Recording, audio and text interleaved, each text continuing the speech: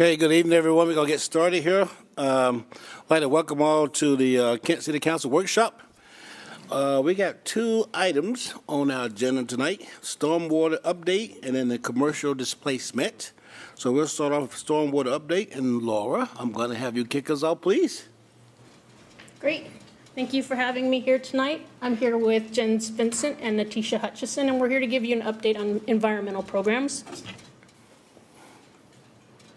So tonight we're going to cover the National Pollutant Discharge Elimination System, or NPDES permit, also the Clean Water Act, current programs, and the new programs under the permit. So we are Phase 2 municipal stormwater permittees under the NPDES permit. It's part of the Clean Water Act, overseen by the Environmental Protective Agency, and in the Department of Washington, the Department of Ecology oversees the requirements. This permit allows us to discharge water from our public system into waters of the state like rivers, creeks, and streams. These are the programs that are required under this issuance of the permit. It was issued in 2019, and it goes until 2024.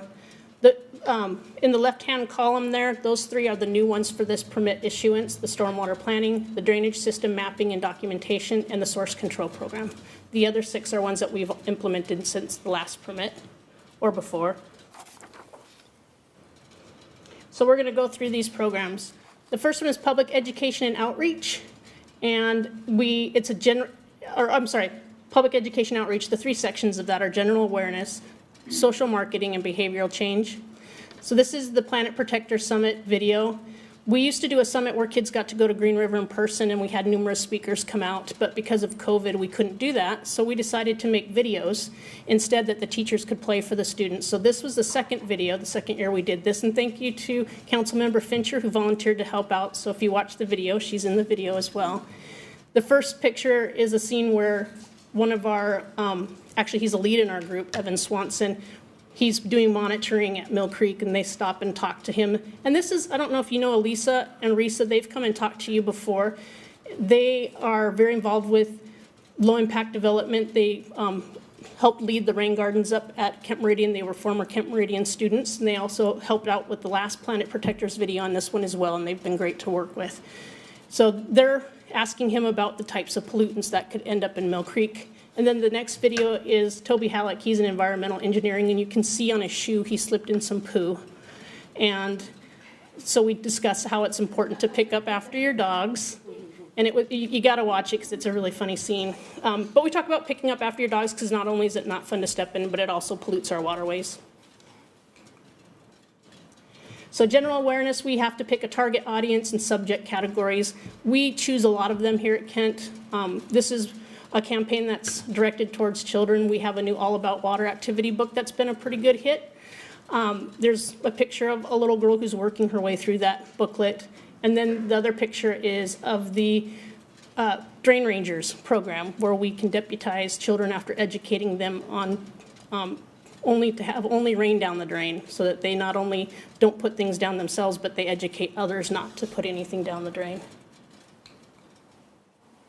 Social marketing is another component of this program, and we do community-based social marketing. This means making sure that everybody in our community has equal and easy access to education and information. So that could be using some of our materials and getting them translated. It could be talking to our community and finding out how they like to get their information. Do they want, a manual to read? Do they want to get something from our website? How do they want to get this types of education? And that's an important one. Behavioral change. This part of the program has been updated to where we actually have to pick a particular behavioral change that's important to Kent, and then we have to do a whole study on it and do a report on it and data collection to see if it's actually being productive, if it's working. This brochure here is one for low-impact development during construction. It's for protecting it. That's one of our new brochures. And this slide shows the actual behavioral change that we chose for Kent. We talked to our inspectors who go out and inspect businesses, and they said one of the pollution sources they see a lot of is leaking dumpsters. So we're working on the Shut It campaign right now to encourage people who have dumpsters at businesses to keep the lid closed. Otherwise it rains and it causes what we call dumpster juice to leak out of the dumpster, and it ends up in our drains. So there's a pledge they can sign, and then they can put this window cleanup that says, "We shut the lid on water pollution." So we're working with multimedia right now to come up with education outreach materials and the sticker and the window clean that's more Kent specific. So we're waiting to see what they come up with. And then public involvement and participation. We want to get the public involved with also preventing pollution. A couple of the things they can do is adopt a street and team up to clean up, which are been really good programs that Tony Donati oversees. We also have our stormwater management program plan that we put out every year that shows what we're planning to do for that year, as well as our stormwater pollution prevention plan for the city of Kent. These are on our website, along with a link to contact us if they have any comments or suggestions so that they can participate in planning that program as well. Controlling runoff from new development, redevelopment, and construction sites. So these are actually good BMPs that you see in this picture. There's jute mat that's protecting that hillside from washing away and into our storm system. The other side has some gravel down to keep soils out of the catch basin, and then an insert. So this is what it should look like. So we have inspectors that go out and make sure this happens, because if they don't, this is what we end up with. So the BMPs need to be not only installed correctly, they need to also be maintained, or else this is what you end up with. And you can see a catch basin in the foreground there. And if they don't have the BMPs not only installed right, but they're managing them on a daily basis, this is what can happen. So our inspectors really work with educating them and helping them get their site up to standards. And here's our inspector, Matt Coy. He's the one who is the usual person who goes out. All of our staff are trained to assist. And he's inspecting this silt fencing to make sure that's been installed correctly and it's in proper working order. So we also train all of the field personnel in Kent, because we want them to be able to recognize if there's a concern or an issue going on in Kent. And this one was actually reported to us by one of our Public Works operations staff who happened to be doing a job in the area.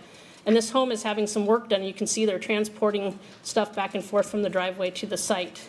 So they reported this to us. Our inspector went out, educated them, got the street cleaned up. They had to clean the system. And then we had them put BMPs in place to protect that from happening again. And if illicit discharge does happen, it could happen just because we have a heavy rain. So that's why it's really important to make sure these are working well every day in case we do have those heavy rains. And that's what happened here. So our inspector, that's again Evan Swanson, he's out there ensuring that they get that cleaned up. So illicit discharges aren't only from construction sites. They can happen anywhere with all types of pollutants. This is paint right here. So we have an illicit discharge detection and elimination program in place to address these. And this is a map, and this was just updated. So these are illicit discharges in Kent from 2014 to June 3rd. So you can see there's a lot of them all over the place. And you can see they're also by the type of pollutant. So fuel, you can see, is one of our main concerns. And if you look at it, it kind of tracks along the roadways because a lot of those are from car accidents. And thanks to Kent Works, we are getting a lot more calls now. So we are getting attention drawn to ones that we might not have normally seen. So this has been a great thing to help us be able to address a lot more illicit discharges. It has created a lot more inspections and responses, but it is a good thing because it helps us get these cleaned up. So here's some of the fuel spills. It could be from equipment failure. It could be from a car accident. Our fire staff and police staff, we're working on even training them more as part of this new program. But they are trained to, you can see, put materials down, spill absorbent, so that it won't get to the catch basin or to prevent it from getting in there any worse than it already is. So they're a great help, and we're going to plan on working on even better education and outreach for them since they are first on the scene. And Jens will talk to you more about how our operations staff respond to these, because they respond to the ones that are in our roadways and right-of-ways, public property. Here's one that we're seeing quite often. This is becoming more and more common. This is due to fill theft, so that these will actually drill a hole into the fill tank, take what they need, and let the rest drain out into the road or a parking lot. And we're finding a lot more of those in parking lots. So our teams go out there and help make sure it gets cleaned up properly. And talk to the business owners to make sure they have spill kits available so they can address it right away, so that hopefully it won't get to the system and they won't have to pay for the cleanup costs. These are two that just happened within the last 2 weeks. A car went into the old fishing hole, so you can see that there's some vehicle fluids along that pathway there. And then also paint buckets were dumped next to a wetland, and one of our internal staff, again, who was out checking the wetland, let us know about this. And then they not only dumped the paint, they ran over it. So this was all cleaned up by our staff. It can happen from industrial processes. The first picture is from a slab and countertop stone cutting place, and they just allowed their wastewater to go into the catch basin. The next one is from a dumpster juice again, and it was behind a store where there was also homeless, so there's fecal matter in that one as well. It can also be litter and debris or cigarettes. That can be toxic to the stormwater system, and also that litter can plug up the system, causing flooding. And this is an example of illicit connection. So an illicit connection is where they physically tie in something to the storm system that shouldn't be tied in. So this was a grease interceptor that a restaurant mistakenly tied into the storm system instead of the sewer system. So that's what an illicit connection is. So all of those things were addressed by our staff, I just want to let you know, and were corrected and cleaned up, and they were educated on those. So operations and maintenance is another program. There's two parts to that. There's inspection and maintenance of stormwater facilities owned and operated by the City of Kent, and then there's inspections of stormwater facilities regulated by the City of Kent. Both of these are requirements to have these programs in place by the permit. And this is where I turn it over to Jens Vincent, and he's going to talk to you about the operations and maintenance of publicly owned. Thank you. Well, good afternoon, everyone. Thank you for having us and taking the time to let us talk to you for a little bit tonight. So I'm here just to talk about what our role is at operations and maintenance, and more specifically, what role does the drainage department at this point in a lot of these pictures, what role do they have to play in making sure we stay in compliance? So right now, we're required to inspect our entire storm system, all known structures and ponds, within a 2-year period, right? And within that 2 years, we're looking, or within those inspections, we're looking for all kinds of issues within our storm system. I'm going to get to those in a later slide. But when we find those the issues that we're running across, we're on a time clock at that point in time. Okay, what are we doing? In 2010, we developed an inspection program and started inspecting. Again, I'm going to repeat myself a couple times in this.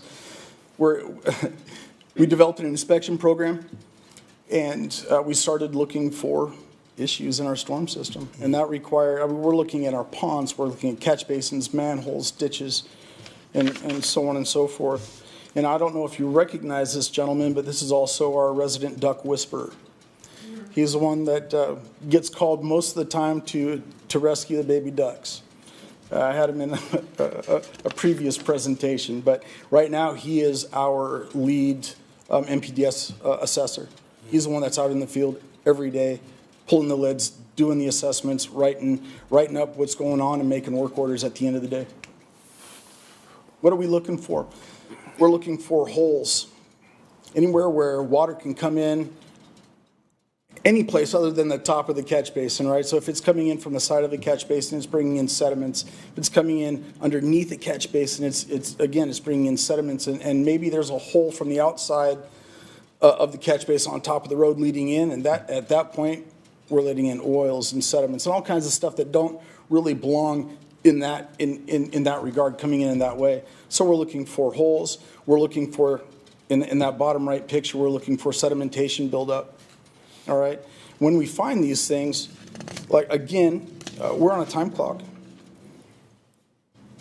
And when we find issues with catch basins, let's say it's a repair or it's a cleaner. These are both good examples. We have 6 months. This is the clock we're on. We have 6 months to get those cleaned up and to do another inspection on them. We also inspect our swales and ponds. And again, we're on a time clock here, and we've got roughly 500 ponds, give or take, within the City of Kent that are publicly owned and maintained. Our vegetation department does a fantastic job of going into these ponds once a year, They'll mow it, they'll cut out whatever vegetation needs to be cut out, and they'll do an inspection. And once they get the inspection done, if they find any work needs to be done, we're on that 1-year time clock now. We have got more time to get these done than we do the catch basins and other smaller parts of our system. And this is just an example of what our staff, I call them my staff, but our staff are out there doing on a regular basis. And I'd like to get into some stats, that I had pulled up since 2010. Catch basin pumps, that dirty, nasty sediment-filled catch basin. We've done roughly 25,000 cleaners, and we have 20,000 in our system. So since 2010, we've done quite a few, right? And some of them have had to be redone. Catch basin repairs, and those are NPDES-related repairs, not manhole or framing grate replacements, but where there's actual structural damage. We've done 4,400 of them, give or take. Another number, manholes, manhole cleaning, we've done about 4,400 cleaning in the last 12 years or so. And inspections, we are on our 5th round of getting through the entire city, which is saying quite a bit. We do know that there are areas where we're going to have to return just because of the different seasons we have from year to year. Our hills, major hills, let's say James, Kent Kangley, the corridor, areas like that, we know we're going to have to come back maybe twice a year. We like to clean them as part of our winter prep program to make sure that they're done. We clean them as part of our NPDES program if we find stuff throughout the year. And then we'll do it again in the spring after all the sanding and after all that stuff has been done throughout the winter during the different winter events. And lastly, well, let me go the other direction. I apologize, I went the wrong direction. Where did it go? I'm still going the wrong direction, aren't I? Yeah. My goodness, I apologize. Well, what I wanted to get to, my slide is actually on illicit spills and discharges. And if you have a paper copy of this, right, I'll let you look at that. I apologize for messing that up. But we do, there it is right there. We do respond to spills and mainly spills and auto accidents yearly. And we respond to dozens of these. They could be big. They could be like this one, which was up in the top left corner, which was huge. This was a vehicle rollover accident up on the Benson near the Burger King and Dairy Queen up in that area. And the neat thing I want to point out about this picture, or those pictures, that one in particular, is that it's not just the storm department that's responding to these. That's a great example of the teamwork and the fact that it shows that it takes all of us to help keep our stormwater clean. In this job, we had the street department out there throwing down absorbents. The storm department was out there throwing down absorbents. The fire department was there throwing down absorbents. The sign department was there providing traffic control while all of this was going on. This was a busy, busy accident, but it was a great example of how we all take this very seriously at operations. And that's why I really wanted to add that picture in there. It's not just the storm department, but it's all of us at operations. And with that, I'd like to introduce Natisha to come up. Oh, one quick question for you. Yeah. First of all, I'm on with a paper copy, so no one knew you messed up until you said something, okay? Then secondly, I was curious about what went into my head. I know, like, when we get snow, I think you guys put a bunch of sand out on the road, too. So how did that, I mean, I'm imagine, is it bad when that sand go into basin, or that big deal, or what? Not necessarily. Or, I mean, could it be? It could be, yes, if we didn't clean the systems prior. You know, in the areas that we're sanding, those get cleaned twice a year. Okay. So leading up to those events, they're for the most part clean and ready to take on that material. Okay. And it will catch it and let it settle out within the basins in each one of those structures. So we're not going to get a whole lot of migration, okay, right, where it gets dirty into our streams and our lakes and ponds and what have you. But again, we do a good job of making sure that all of those areas are ready to go before the storms events even happen. Good. Any questions for Jen for next? Okay. Thank you, sir. Wonderful. Thank you.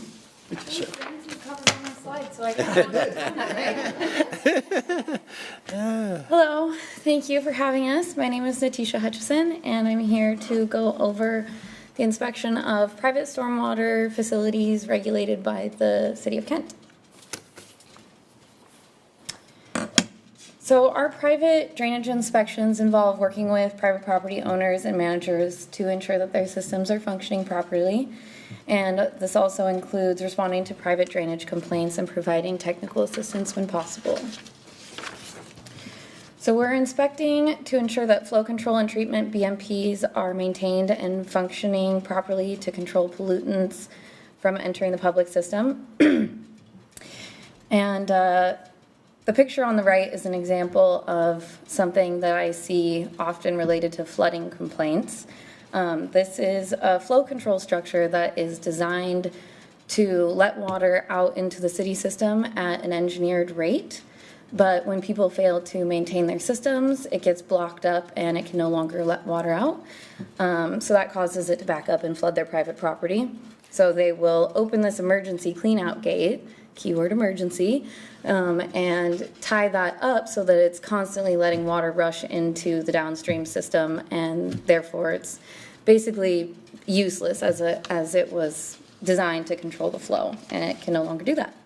So this is a great educational opportunity for us to let private property owners know the function of their system, why it was designed that way, and most importantly, routine maintenance can avoid letting pollutants into the downstream system as well as causing flooding on their private property.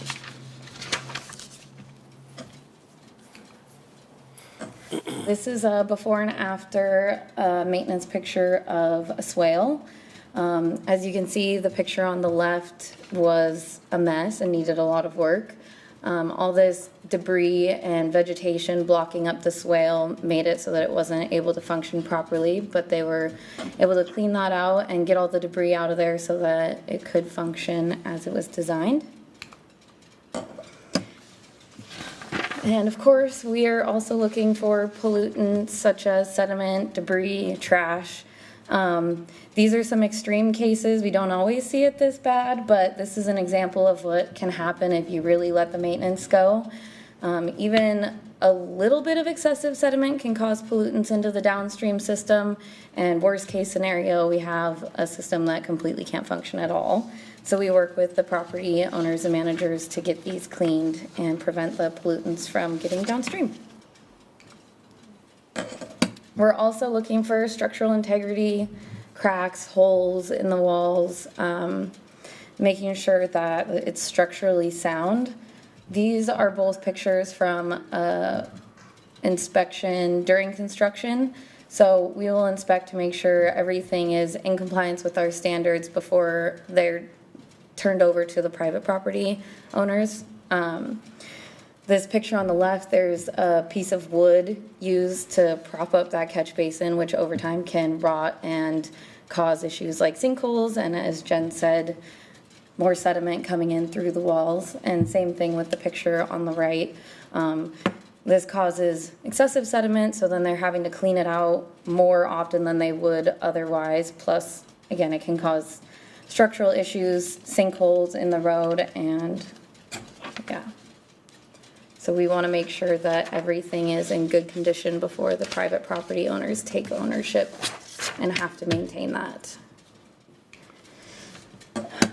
So going forward, we're still in the planning stages, but we are working on developing a self-inspection program for private property owners. Private property owners are already required to inspect and maintain their systems, but that doesn't always happen regularly. So we are working on planning this program, which will be implemented in phases, and provide training and assistance to private property owners.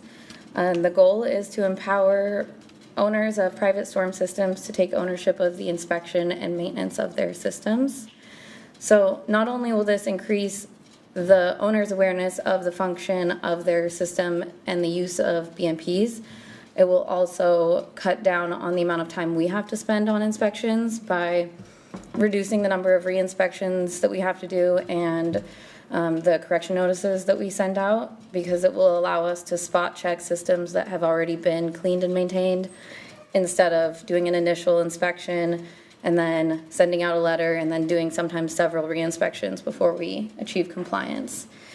So we hope that this will help owners take pride in protecting their private property and knowing that they're doing their part to protect the environment at the same time by maintaining their private storm systems.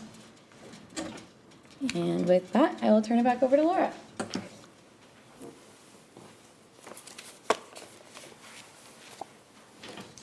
So one of the other programs that we have to do is monitoring and assessment. Now, at the City of Kent, we do pay into a regional program, as I believe almost all, if not all, other jurisdictions are doing now. And we work regionally to come up with studies and different types of projects that will help with our NPDES compliance. Here's a little snip of one of the projects that our staff are helping work on regionally, which is a business inspection, stormwater source control effectiveness study.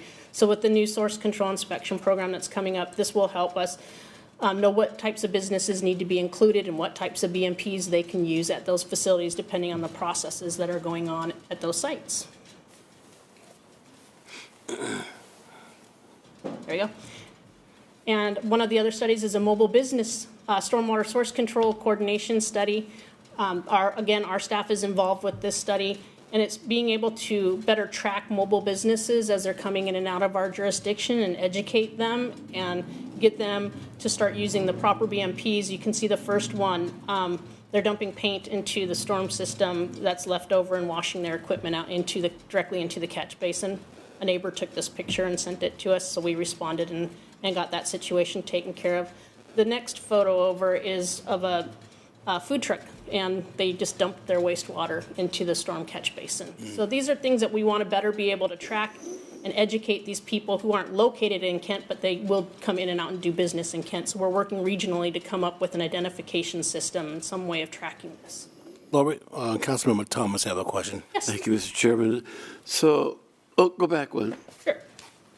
The example of the one on the left there, where you see the paint being dumped in there. Now, a lot of times, like you just said too, a lot of times they're not from Kent people, they're from whatever. So are there fines connected to this? There can be, yes. We try to use an educational approach to start with. Sure. So like in this case, we went and we talked to the property owner and found out who was doing the work and educated them, and we got them to clean out that catch basin in that system, and we let them know that in Kent, this is what you need to do. There's alternatives that they can do that are simple, like they can dispose of that in the sink, or dry the paint out and Right. then dispose of it that way. So we try to give them alternative BMPs to be able to do that job easily without having to pollute. All right, Laura, let's suppose that this went on for a week later, same thing, same company. Now, you've given them a notice. You've been really nice about everything. Now, is there some financial bearing there? Yes, there is, and it's in our city code 7.14 for illicit discharges. It spells out the steps that we can go through then to get compliance, and then if we have to fine, yes, it's in. And that could amount to how much? I mean, does it vary? How much is that? 100, 250? I mean, Usually 500. 500? Notice of violation. First notice? For the first notice of violation, it would be a $500 fine. And isn't it, if it continues for every day after that?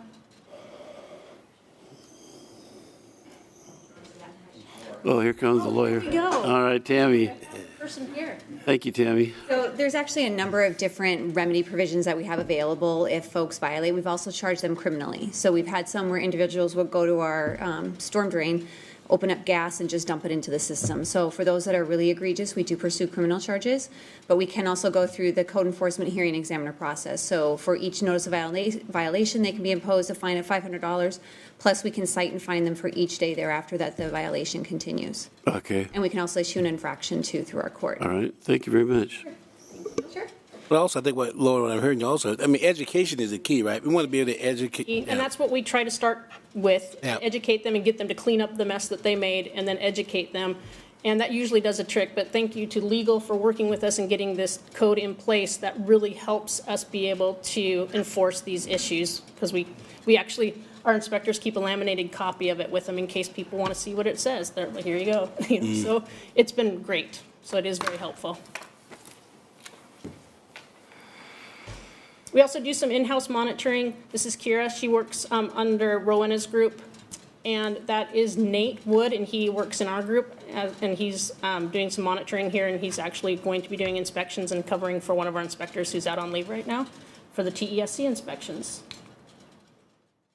Mapping and documentation. This is one of the new programs that they made its own program. We are required to map out the city's drainage system as well as where it connects to private systems and where it connects to other jurisdictions. We're also required to map our outfalls, and now they're adding in more requirements. We have to map the type and size of our outfalls, and Jens's group is working on doing that for us. Thank you, Jens. And they're actually coming down with some more stuff that we're going to have to do in the next permit issuance. I just found that out a couple days ago, so this will be even more robust coming up in 2024. And the source control program, this is one of the bigger ones that's new. And it'll be especially a large endeavor for the city of Kent. This program will be the inspection of businesses that, due to the processes that they're doing on those facilities, could possibly have a pollutant discharge to our system. And as you know, Kent is one of the cities that has a larger industrial manufacturing area in it. So there's a lot of properties for our staff to look at. Mm-hmm. And this program will include going and talking to these properties, taking a look at what they're doing there, finding out the processes that they're doing, make sure that they have BMPs in place. If not, we're going to help them get BMPs in place to be compliant. And we will also make sure they have spill kits on site, that type of thing.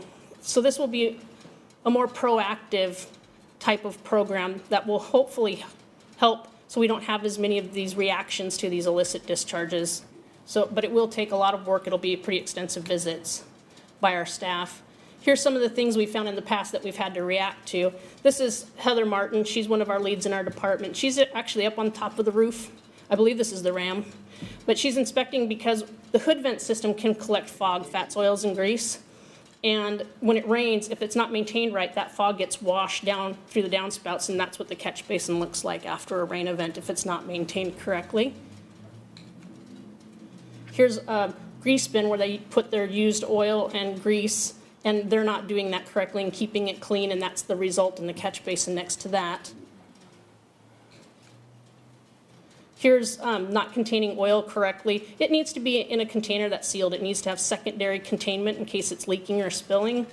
And the first one, you can see that those containers don't even have, all of them have the lids on them, they're leaking. The next one, even if it did have a lid on it, it wasn't chained to the building, so someone just came and dumped it over, and if you look right in the middle of that photo, there's a catch basin. So we're hoping that this program will help so that we don't have these things happening as often.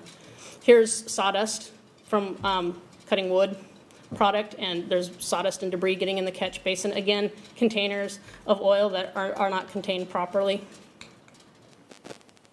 Mop bucket water being dumped outside. We all see that happening a lot. They'll go in and mop up the floors and then just dump it outside. We are encouraging them to dump that in the janitor sink inside. And the one on the first picture is actually, if you look at the wall, they had just a pipe coming out from their janitor sink, and it was because it was plugging up on them constantly from all the debris in there, and it was going right outside to the catch basin, so that got fixed too. Here's a coffee stand. They were dumping their wastewater, since they don't really have a facility there to get rid of the water. They were dumping it, as they thought, into the weeds, but it was actually going all the way down to the sidewalk and off into our catch basin. So again, our staff went and worked with them and figured out a better way to get rid of their wastewater so that it wasn't polluting.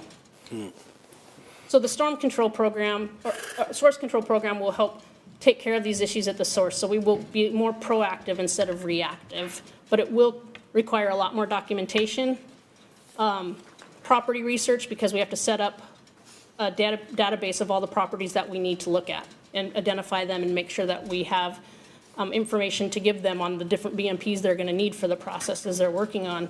The inspections will be extensive because we will be educating them and working with them, and we will need a new database to meet these requirements of documentation. And what this means for Kent Again, since we're a large industrial manufacturing area, this is going to be up to 500 additional inspections per year beginning in January of 2023.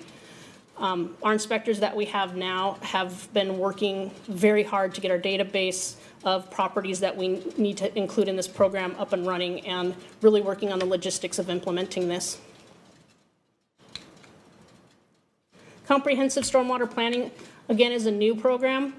This program requires us to identify our basins for our stormwater basins, which we've done, and then we need to look at the receiving waters for those basins and prioritize them based on the condition of the receiving waters, and choose one basin that we're going to focus on that could really benefit from implementation of a BMP, or best management practice. And here's some examples of what some other jurisdictions have done. This is Kitsap County's Manchester Stormwater Park. It's a similar concept to our Earthworks Park. So it's a park, but it's also a stormwater treatment facility. They have education and outreach signs up that explain about the water quality and flow control structures at this facility. You can do some really neat things. This is what Seattle installed for the Aurora Bridge Bioswell project. So the water coming off the bridge, that is pretty toxic stormwater, as you all know. It comes through this system of bioswells and rain gardens and is treated at this facility. And it's actually a really nice looking facility. We can also implement BMPs such as a robust education and outreach program. We can also do a street sweeping program. These are all things that we can use. So we have a large, I guess, list of BMPs that we can select depending on what that particular receiving water needs. Also, as part of the NPDES permit requirements, we had to update our code, which we've done to support these new programs. Some of the things involved is like we are required to make properties install structural BMPs if their operational BMPs are not keeping illicit discharges from happening. So that's a requirement of us from the Department of Ecology to require this of businesses. So that's one of the things we put in the code. And then we also needed to update the surface water design manual to meet the same requirements that were made, or to make it the same equivalent to Ecology's new manual that they just updated. So I presented on that last night to the Public Works Committee. So we're getting that done. And this is plans for the next permit issuance. They're going to require us to do a structural stormwater controls program. This is already a requirement of the Phase 1 permittees like Seattle, Tacoma, King County.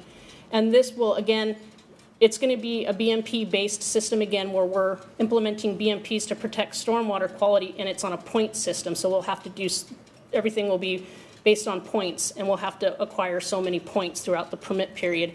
Not sure exactly how it's going to look because they're planning on restructuring it for Phase 2s, but it's coming down the line in 2024.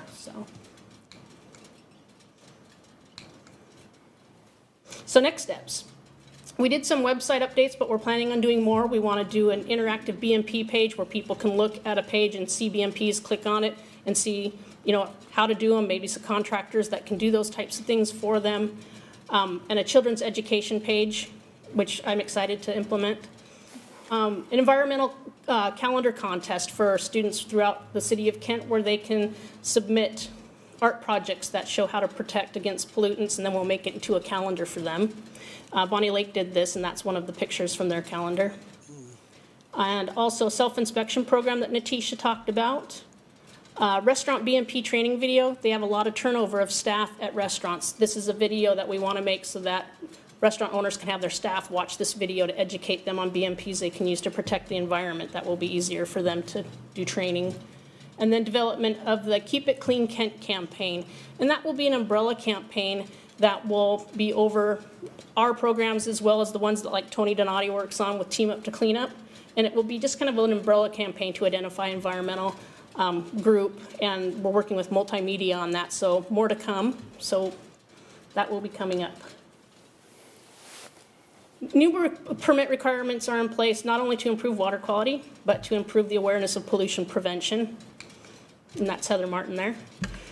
And our goals are to affect behavior change within Kent community to prevent pollution and to implement strategic Kent-specific and regional programs to protect and enhance water quality. And that slide is this is a citywide permit, so most departments throughout the city, they're involved in helping us meet these requirements. Just the nature of this permit. That's the conclusion. Are there any questions? Well, that was pretty impressive. I really like the work that you guys doing. Couple of questions. One, I wonder, like, if I was going to start a business or a restaurant, I think about I got to go get my business license and all that.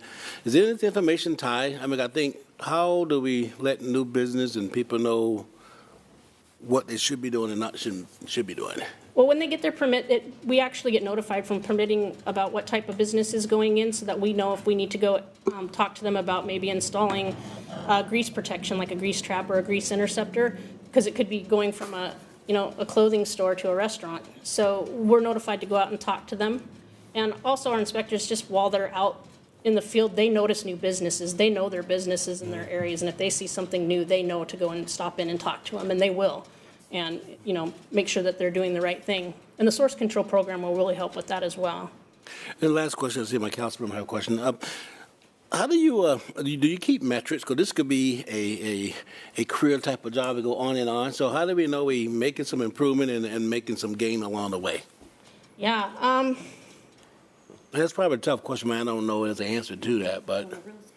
Well, yeah, like with the behavioral change program, that's one of our requirements. We have to collect data from that for the lid closure program. So we're going to go out and educate people, monitor their storm, or go through and monitor monthly their lids to see if they're actually keeping them closed, to see if this program is actually working. Is it effective? Do we need to change it up a bit or implement something new?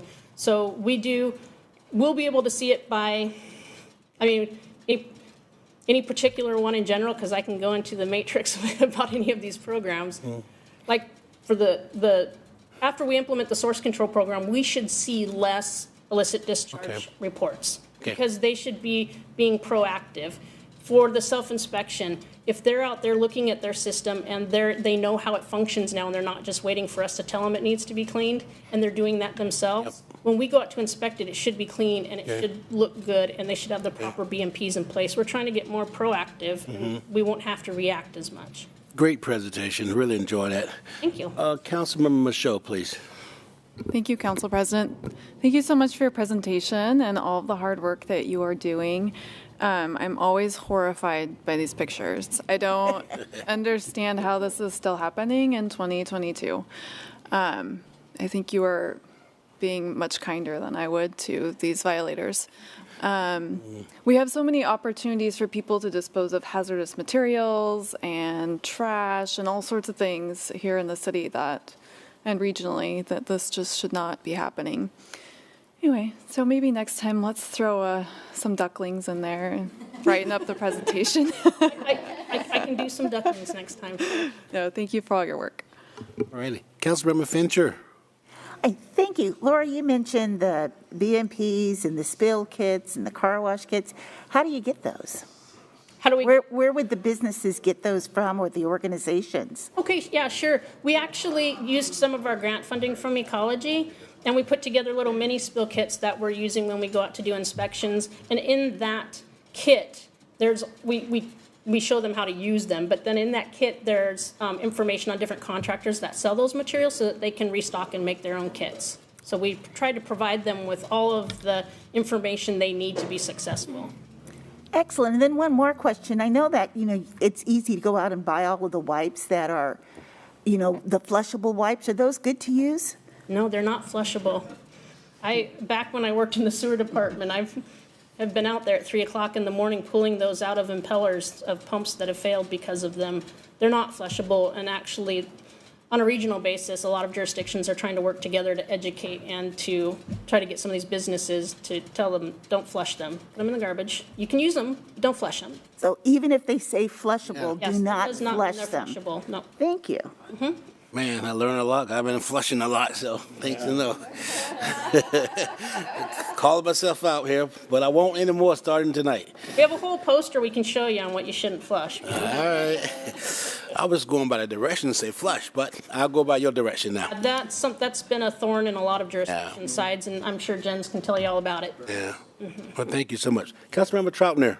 Thank you, Council President. Again, great presentation, and I don't know how you decide who comes to present to us, but I just think it's great to hear from different people that you guys are the experts at what you do, and so I always think it's really important. We do a very good job of having people from different departments come and talk about what they do, and I think it's just great to hear from different people and what you do and how you take care of all of our residents. So thank you.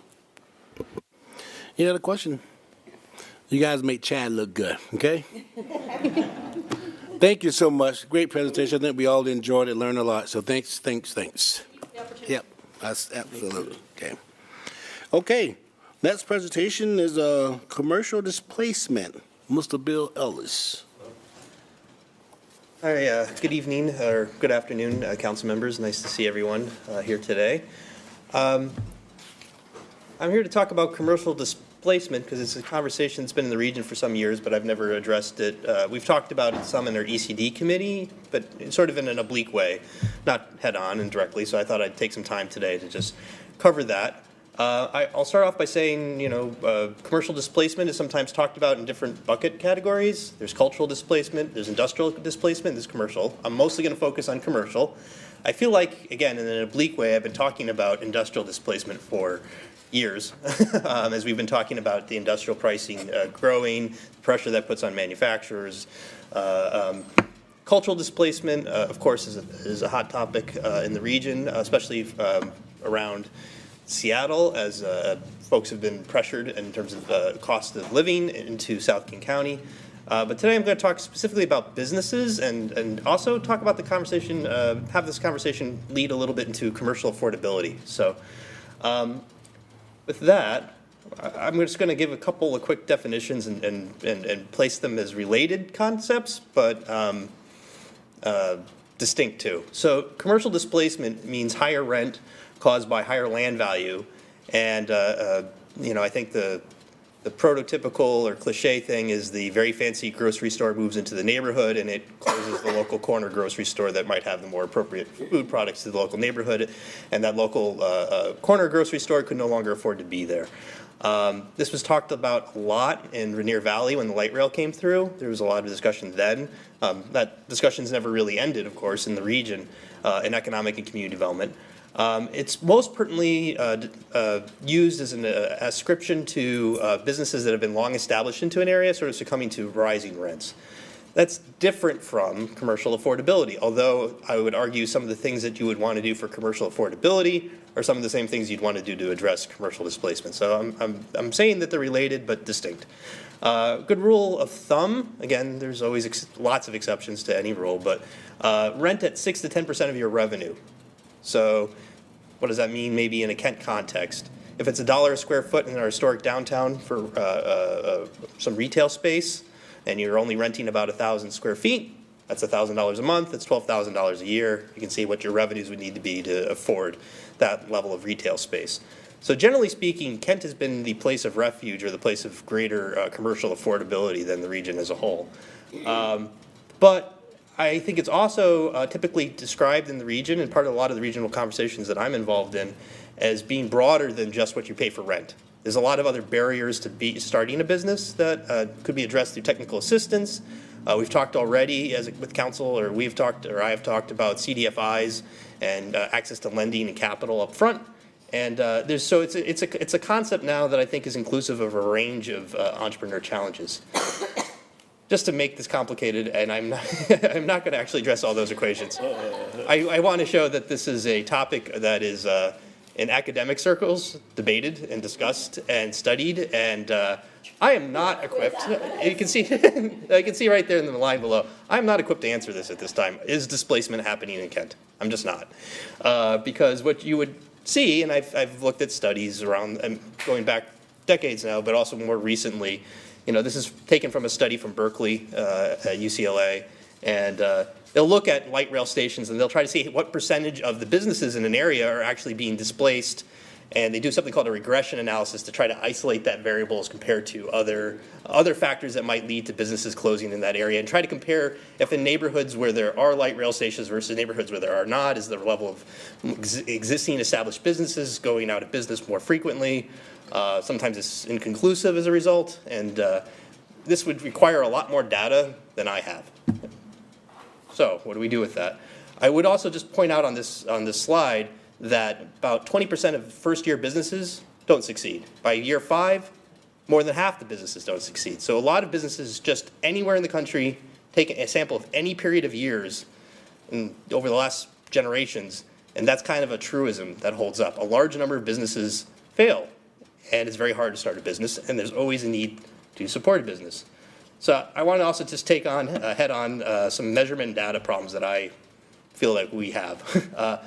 I can't quote for you today exactly how many businesses have closed in the last year or 2 years. I can't tell you exactly how many have opened in the last year or 2 years. In fact, if anything, the more I look at our local sources, the more I learn about the limitations about business data that we might have. I'll give you an example. I know we're transferring right now from one business license program to another. If I look at the number of business licenses that closed, maybe half of them are actually still open. If I do a Google search or I go do a windshield drive-by. So actually, in some ways, more reliable is polling CBOs, windshield surveys. We heard it a moment ago, actually, that wasn't planned. The word of mouth from inspectors going to see if that actually opened or see that. That's in economic development, it's not different. There is a lot of that, and I just don't have the level of precision that I would like. So everything I'm saying, I want to caveat with saying that I'm relying on inference, anecdote. I did include a couple of charts. Through the period of COVID in King County, business applications are up, right? But we know that it doesn't feel quite that way. And so this is just to maybe hammer home this point. We know what we don't really know. We don't have a study like in Berkeley in the sort of Bay Area that was done recently, looking at whether or not person of color-owned businesses were disproportionately impacted. But man, when I read through those results, I recognize the Seattle area. Specifically, poor data reliability. Outside of Oakland, they couldn't find the data. They realized that cities don't actually collect that. And the challenges, I have a quote I pulled out of it. The challenges we experience in gathering disaggregated data on the race and ethnicity of business owners suggest need for policy intervention at state or national level. If we cannot identify which business owners are persons of color, we will not be able to determine the particular challenges. So, first thing I want to say about this topic is imperfect data. I know Councilmember Boyce, you often ask about metrics and data, and I want to just lead this off. I can't say with much confidence beyond there was a decrease in business renewals between 2020 and 2021, and they're coming back up now, but that's not saying a lot of detail, right? So, but we do know where to improve, and there are surveys. We've done some surveys with some of our CBOs. There are other surveys in the region. The Port of Seattle is not quite, I thought they might be able to publish at this time, in time for this workshop, but they have not. But they've been polling hundreds of businesses through different chambers of commerce in the region, through CBOs, and I have some of those preliminary results that I'm not going to publish on the slide, but I'll just speak to. Something like 90% of BIPOC-owned businesses reported difficulty over the last several years. More than half of them say that their businesses have less revenue now than before COVID, and are experiencing 2022 is just as much difficulty as 2021. So the rosy picture I showed, if you look at one chart, you go, well, number of businesses are up.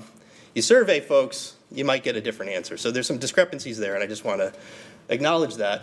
But going back to, do we know where to improve? There's some things that are true that are, there's nothing new under the sun, so to speak. Improving our permit customer service, access to technical assistance, affordable spaces, access to capital. Even if we don't have any precise number of how many more businesses that need help or assistance by these different metrics, we can say with confidence that these are the right things that would support and help a business prevent from being displaced or help a business afford starting in the first place. So we're right now at a regional level participating in several work groups aimed at massively increasing system capacity and outreach. The state recently passed another $15 million for navigation. We have passed through the budget in the last year. Council is elected to put $400,000. We are building an ecosystem with the traditional small business development centers and the community development financial institutions, but networking for them for the very first time with dollar amounts attached to it and trying to put together a program that would actually connect referrals between these different agencies and trying to actually create some metrics around that and building that at a regional level. For the same reason I think we have a regional fire authority. There are some issues that are best addressed at a regional level because there are economies of scale to them. When it comes to small business help, I often joke with my colleagues, I'm not quite sure that doing the books on a nail salon in Redmond is all that different than doing the books on a nail salon in Kent, by which I mean the micro enterprise issues are very, very much the same, despite our small differences in terms of permit counters, processes, or small differences. By and large, local taxes aren't that different. The type of experiences that people are trying to navigate resources is very similar. So there's a lot we find by doing things together. We're also, I'm going to also go through in this presentation in a moment here, some of the things that we'll be considering as we look at land use and zoning changes going forward about commercial affordability. There's some new thoughts on that. And we're also investing in, I've already covered this, we're also investing in some new permit workshops that I'll cover in a moment. But another way to hack at commercial affordability beyond the technical assistance I was referencing, this has been true for a while, but like many things, it's just become more urgent, or people are thinking about it more.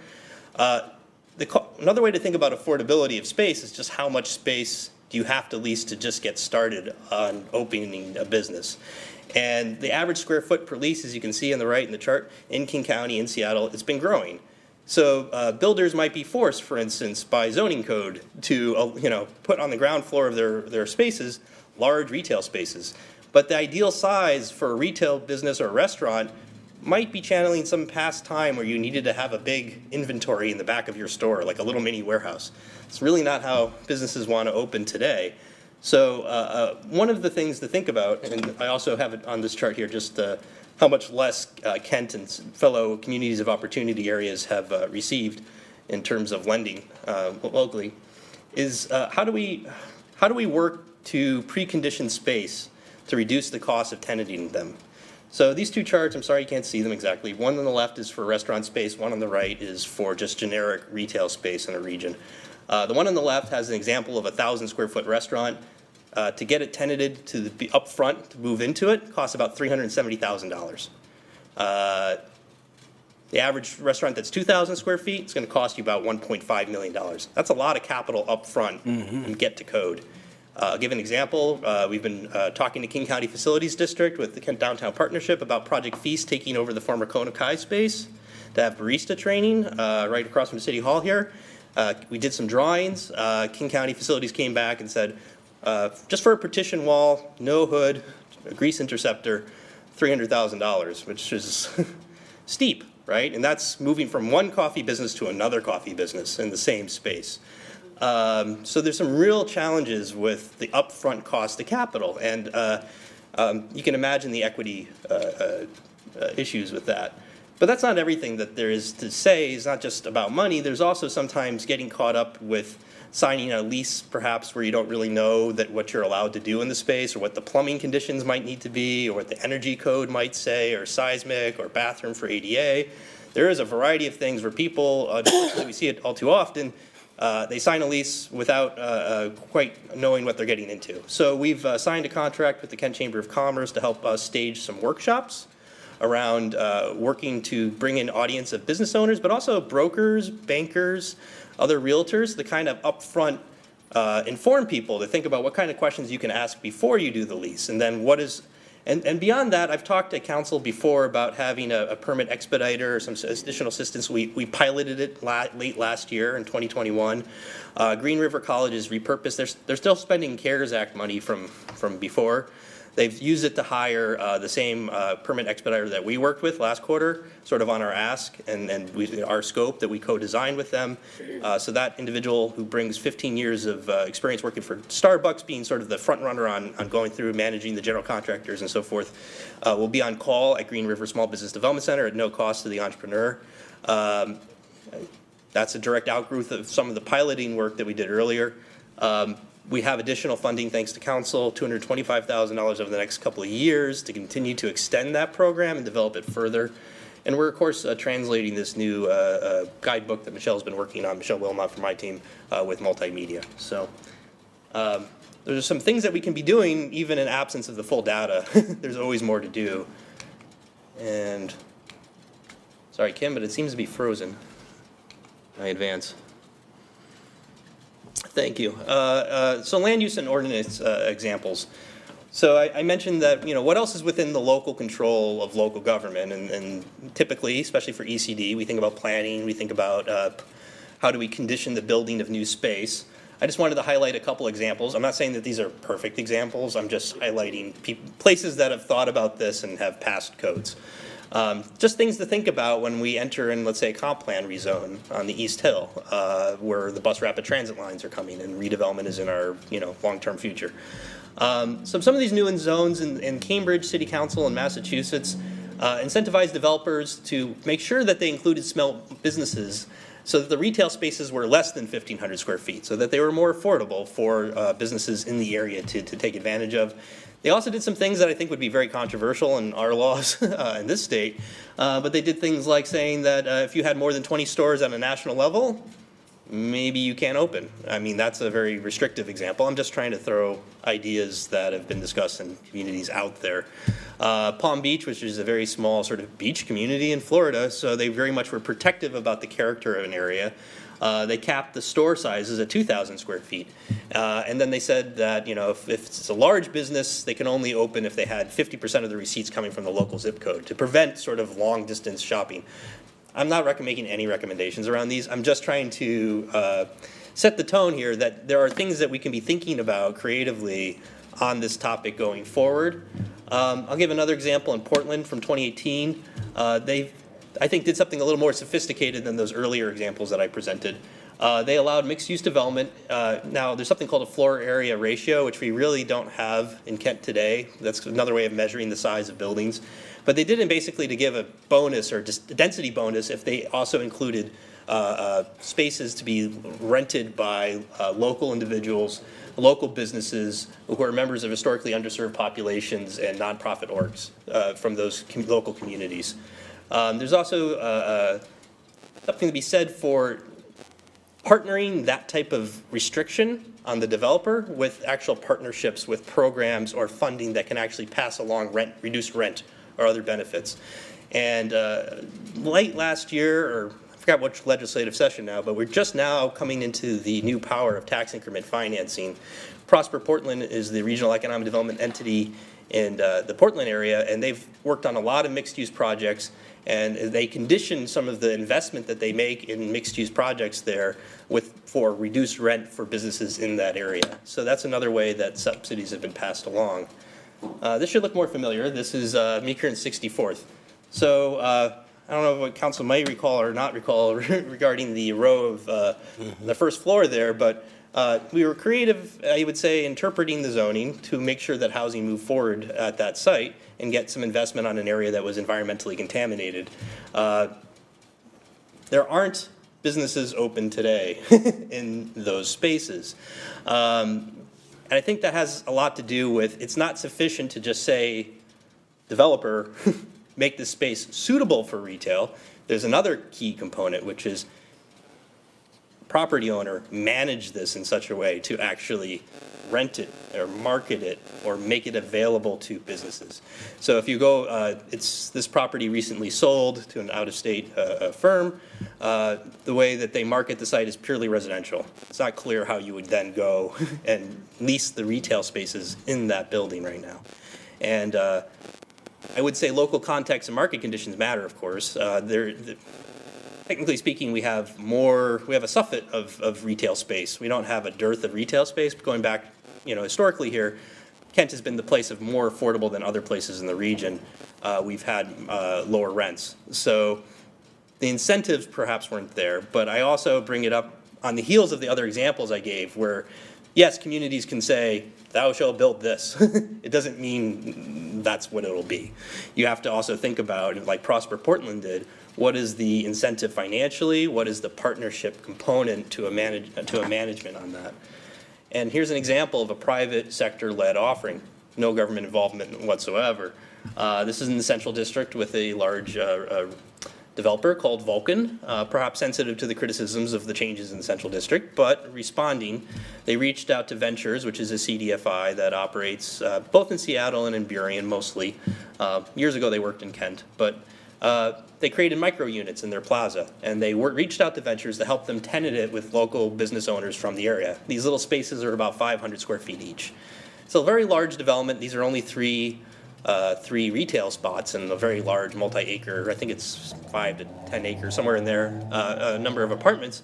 However, that's still significant. That's 3 different independent property owners, business owners, being able to build wealth and benefit from those new apartments and that new income in the area. So that's an example of the private sector sort of taking it on their own.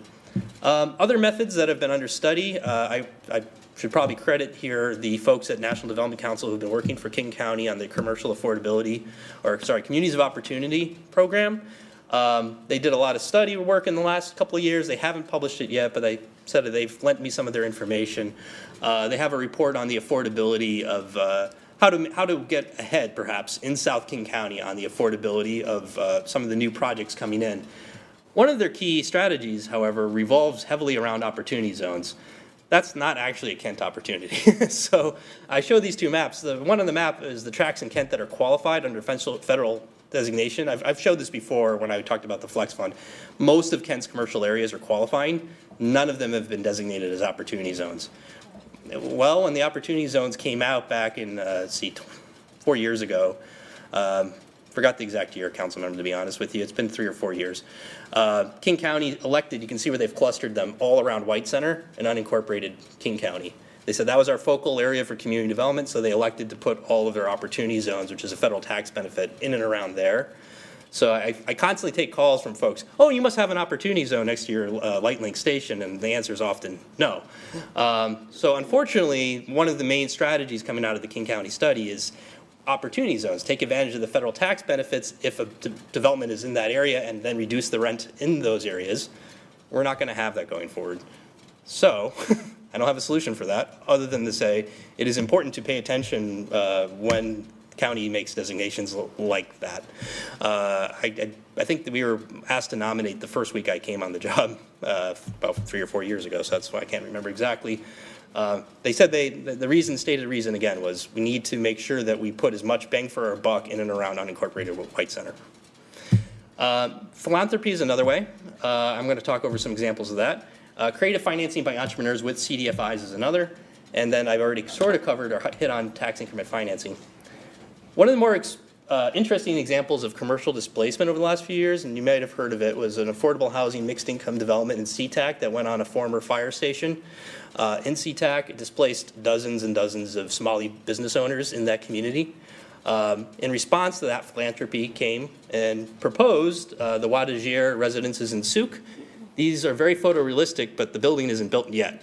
So it's been a few years since that occurred, and Forterra stepped in, a Strong Communities Fund, and I think there was another individual.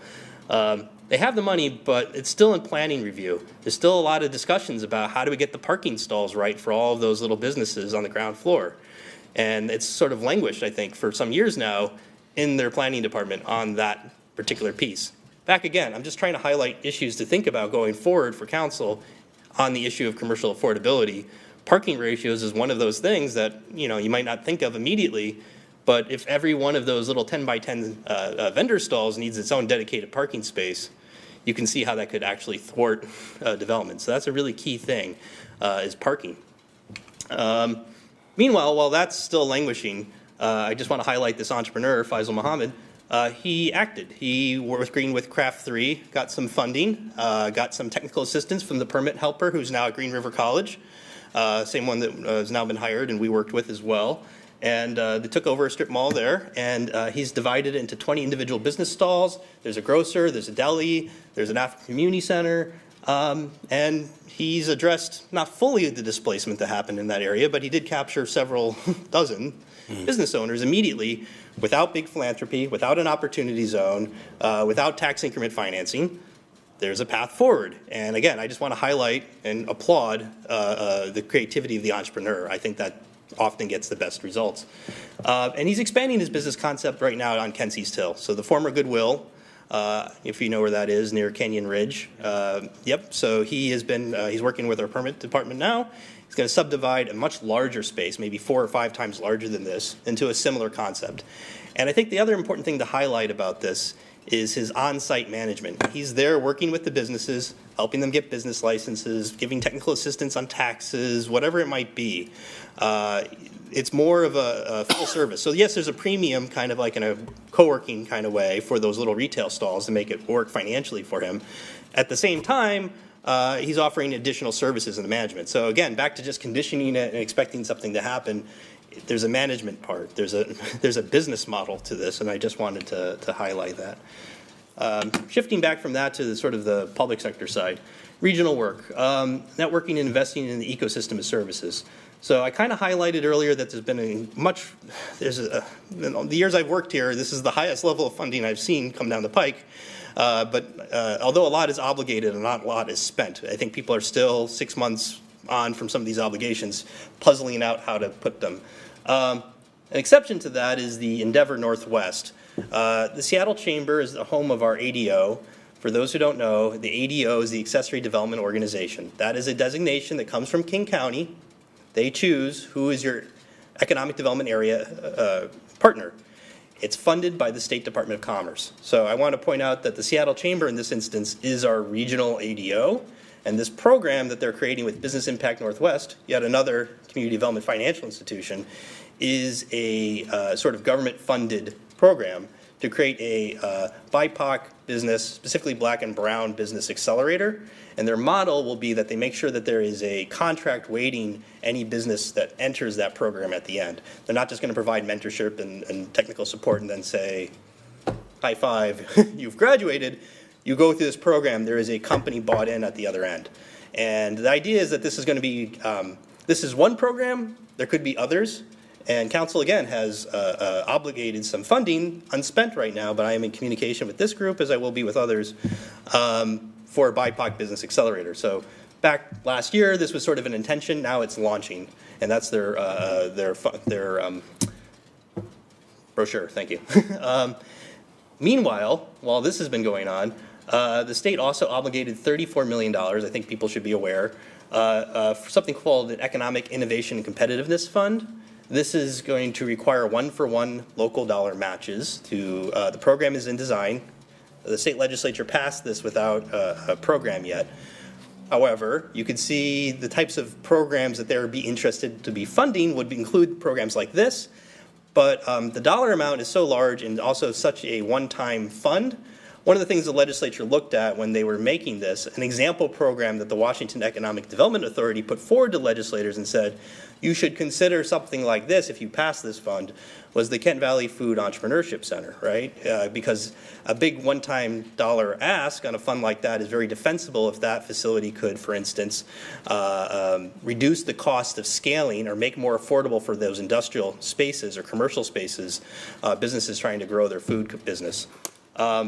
I want to just put that out there for now. I haven't seen any details out of the state how they're going to administer those funds and put them out into the world, but I think it's something council should be thinking about is how to perhaps think about that local match. And given this business accelerator network component being stood up by the ADO, it's not sector specific. It's any sector right now, but you could see how a food business, for instance, could be a sector specific. If, let's say, a food company was at the end of the rainbow of an accelerator purchasing contracts, and we have a lot of that in Kent. Other things that we're a part of, the Trusted Community Partner Network, which we presented on before at a committee level, looking to launch this year in the fourth quarter. The work groups include the City of Bellevue, King County Unincorporated Business League, One Redmond, the City of Issaquah, Port of Seattle, the African Chamber of Commerce, City of Shoreline, Small Business Development Center Highline, Business Impact Northwest, which is a CDFI, of course, us as well. We're also pulling in partners from King County Library. I think the King County Library system is often overlooked as kind of honorary economic developers. They do a lot of help in terms of workforce development, helping people apply for jobs, getting job ready. They do a lot in business development too, where they tell you these are the funding resources, here's how to access them, here's how to go through a process. So they're very helpful, and they're going to be reviewing the materials that we've been creating as a work group. We're also going to review with a wider group of community-based organizations, various culturally focused chambers of commerce, and other cities that are not in the direct work groups. So we're looking to set that up later this year. This is not to be confused with what the state just funded, which has been going along in the background for some time as a necessity to get the COVID-19 relief out there. But there is some overlap, right? Some of the same organizations the state relies on are in King County.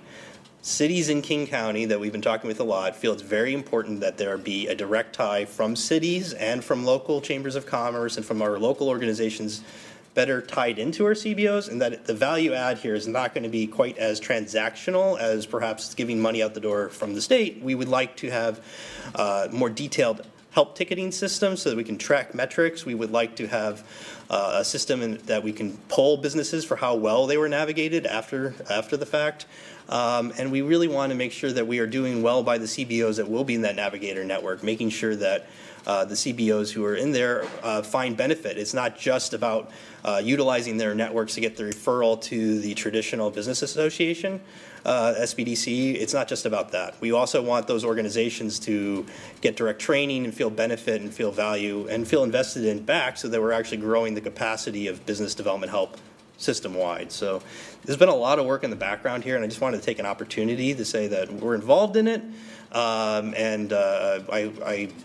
want to point out again that I think some of the response to these issues has to be necessarily regional, given the scale of it. So recap, 2020 we all know is a disaster. 2021, economic development went through some self-examination about their priorities.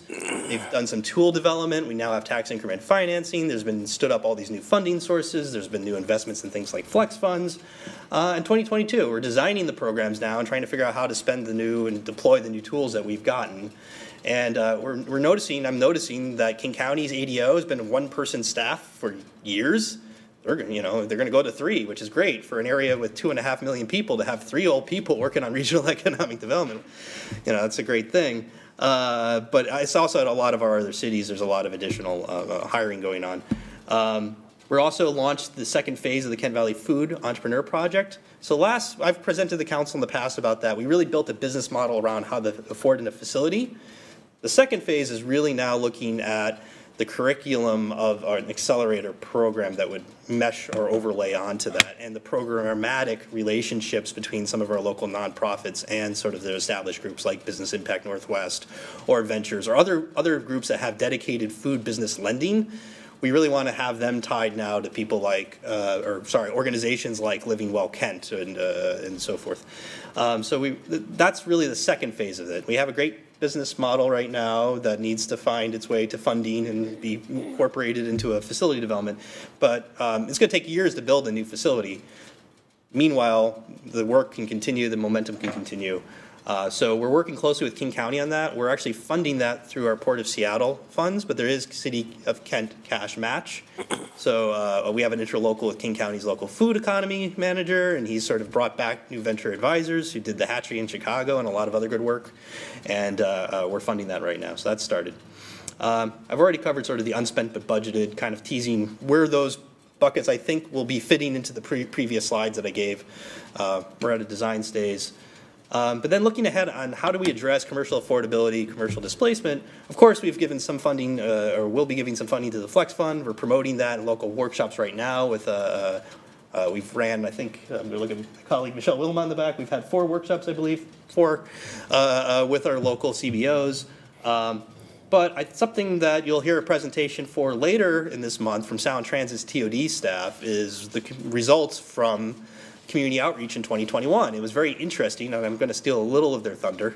They're not here, so I don't think they'll mind. But one of the early outcomes of the outreach in 2021 is, what is the station going to do to support small and emerging businesses grow, right? And that's kind of an interesting survey result with thousands of people surveyed in and around Kent, Des Moines. One of the leading targets was, how are we going to help small businesses afford? And that's been a theme that's been in the outreach all the time, is how is it affordable? How is the commercial spaces in that new development going to reflect the local neighborhoods and have participation and not bring in necessarily giant chains into that development when local folks would like to have some perhaps ownership of the businesses there. So that's one thing to think about looking ahead. Second one, I've kind of teased for you. I don't have the solution today. I just threw out the ideas that you perhaps have police powers over development and capping the size of stores and other things to think about with the comp plan and sub-area plans to come. And the other thing I'll probably have to come back to council for sometime soon is tax increment financing. How does that work? That's probably a workshop topic of its own, but that's a brand new economic development tool. That was in 48 other states. We're the 49th state to get that tool. It's been around for 60 or 70 years. I was in Seattle at a financing forum. I was a national expert in community development finance, and he said, I really want to applaud you guys if you have a great new tax increment finance law, but I can't because everyone else has had this for 70 years. You're really not the leaders on this. Having said that, it's new to us, and I think how we get to deploy it going forward is something I'll be back to talk about more. This would be one of the topic areas or one of the things to highlight. So with that, questions, please. All right, thanks, Bill. Hey, one thing, I know you talked earlier about just business getting started, first year, 5 year, they kind of failed and not successful. Then on the other end, we talk about having all this funding ready. So how do we tie those things together with the business to get started and make sure that they are able to proceed? And so the name we have is Trusted Community Partners, right? And I'm told that the chamber might be thinking about a different name for it because it's a mouthful. And the word I want to just key in on, though, is trust. Trust is really important to getting people to access loans, or it's a sensitive topic. I think there's always a lot of skepticism about taking on debt, and I think that's for good reasons. However, once you get someone into the system, there's also other technical supports you can find. You might uncover that that person has maxed out a credit card and they should perhaps think about restructuring. I've talked about that in the past.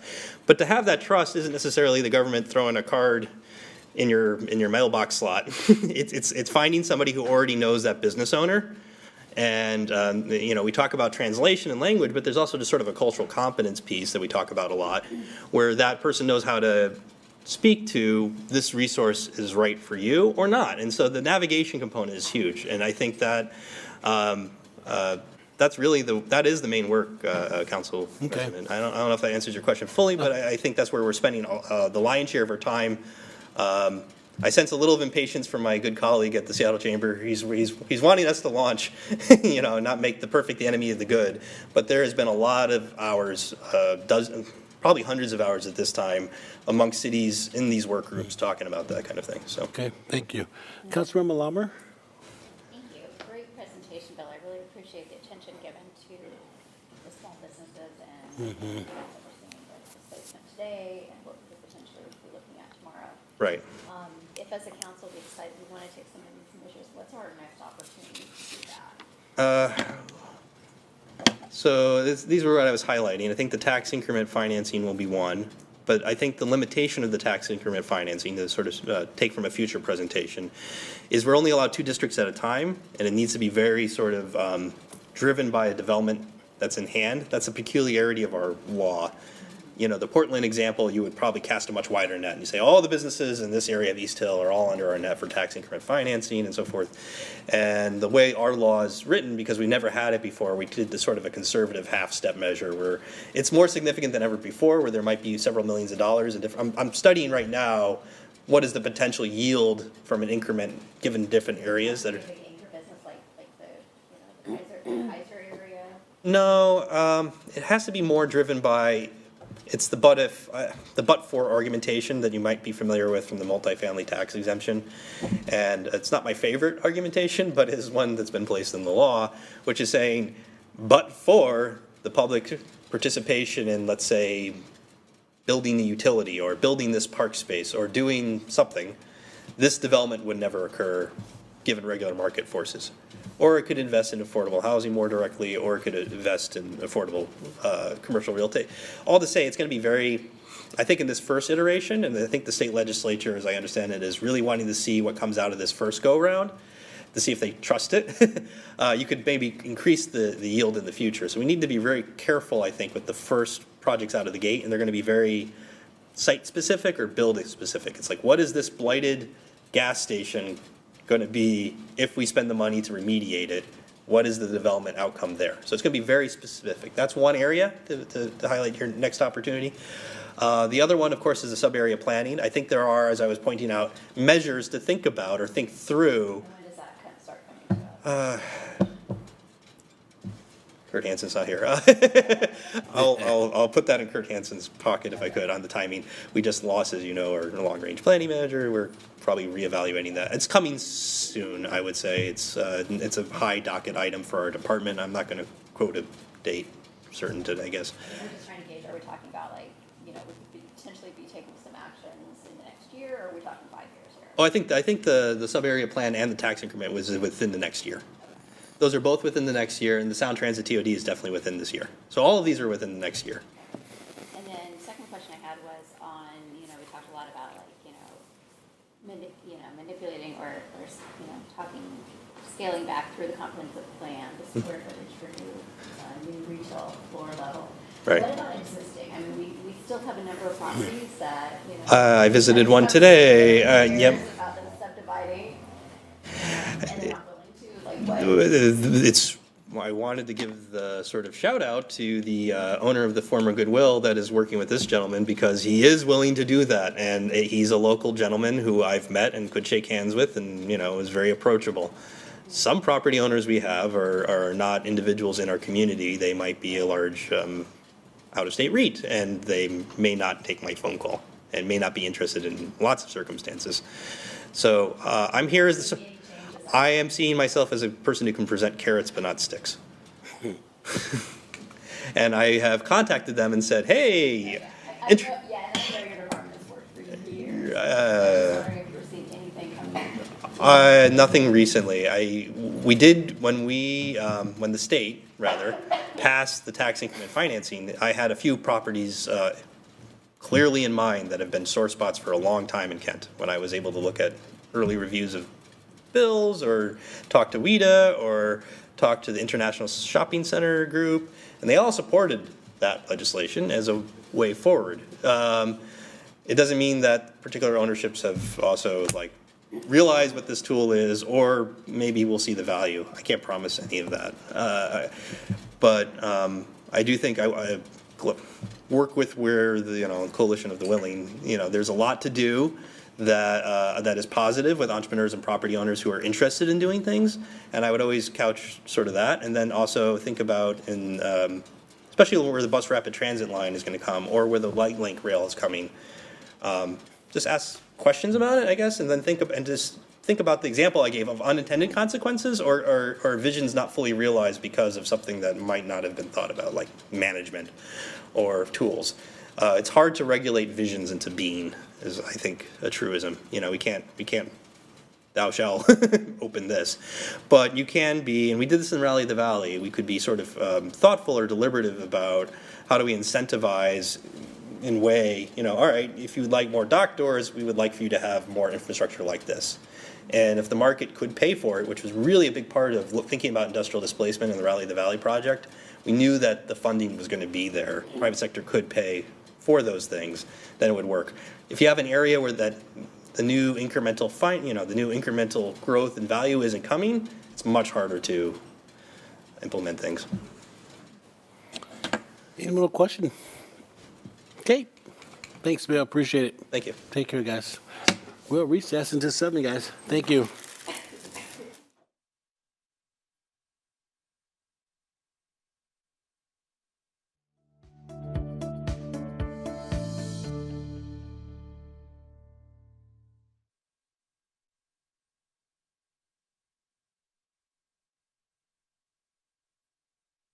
Community Park, aka the Hughes property.